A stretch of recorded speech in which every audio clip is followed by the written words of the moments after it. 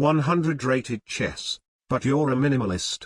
I will send you $2 for every point of materials you have less than your opponent when you checkmate. BonkCloud gets an extra 5, Hyper BonkCloud is another 5 on top of that.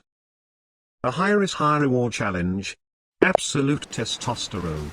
We get a 109 from India. E4. D5. I really want to take that pawn, but BonkCloud is free money. +5 baby. D takes E4. Okay, now Hyper BonkCloud is very dangerous and may very quickly put my king in extreme danger as my opponent is already having a very strong pawn in the middle of the board. But as always, I'm not a coward. Queen D5. Very aggressive. The challenge only said I need to Hyper BonkCloud, didn't say that I have to keep the king here. King back to E2. Queen C4 check. Again with the same logic, king back to E1. Ha! Now the king is safe, we'll start playing like a normal person from here. At some point I can even just checkmate him and get the $10 minimum reward. Queen E6. Okay, so I need to lose some pieces, and while I really want to lose the queen, I think it would be better to keep her alive for a checkmate and just try to lose everything else instead. H4. The rooks will die first. Queen G6. Aha! Not only the queen opens up his light bishop, but she is also aiming at my very weak G2 pawn, which is convenient enough to lose a bunch of materials. Bishop to C4. Voluntarily letting his queen and sacrificing a Brazilian amount of materials. Or he can develop his bishop, which blocks away his queen's vision. F3. I mean, it's fine, he'll move his bishop back and see the G2 pawn again. Bishop H5. That blunders a bishop, but I don't want to capture anything. D3. Still threatening G4, trapping his bishop, so queen takes the G pawn is obviously the most obvious move on the board.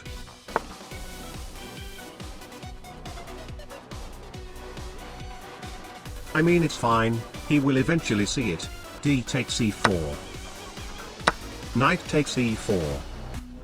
So you're telling me that this guy cannot see a simple queen capture the G pawn, but instead he can see my pawn being tactically softened by his bishop in 2.1 seconds. Queen D5. I'll move my queen to attack his B pawn, so he can finally move his queen to capture my G pawn. Didn't happen. How about this? I don't want to capture anything, but at this rate this guy will force me to lose my mind and walk away with $10. Knight BD7. That blunders queen A8, knight B8, bishop B5, C6, bishop C6, king D8, queen B8, checkmate in 4. But I need to lose more materials. Bishop F4. Aha! Finally, some progress. I don't want to lose my light bishop.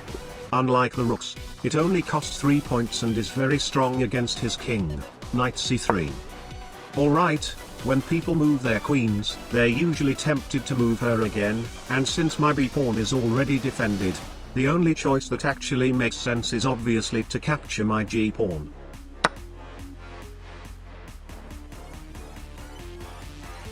That blunders a queen, but not only I cannot capture the queen, but he is also threatening to capture my queen and the other important pieces for a future checkmate. Somehow I gave him an entire free king side and yet he is blundering his queen on the exact same pawn on the queen side. I need to minimize the loss. I'll let him take my knight and bishop. With such an open board like this, maybe my rook will prove more valuable. Or he can just capture a pawn and blunder the queen again. What is happening? I'll defend the bishop. Okay, now the G pawn is literally the only available capture. Queen C2. I'll give up on the G pawn. Rook B8. Aha! Finally. That blunders a king, But of course I'm not capturing 5 points of materials, and since the rooks are much more easier for him to navigate, I mean there is physically no way he cannot see that his rook can capture my rook. King to f2. Alright, now take that rook and the other rook as well. Yes. Queen takes c7. I'm running out of time, preparing for queen c8 checkmate in 1 immediately after he takes my other rook. Or he can just blunder a knight. No. Knight takes c3.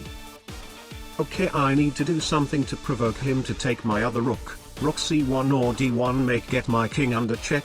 Rook to e1. Absolutely. Queen to c8. Checkmate in 1. A whopping total of 26 missed wins and blunders. Absolutely insane. But anyway. That is 15 points of materials less than my opponent, which should make it $40, and since this challenge specifically requires a checkmate. Mission accomplished.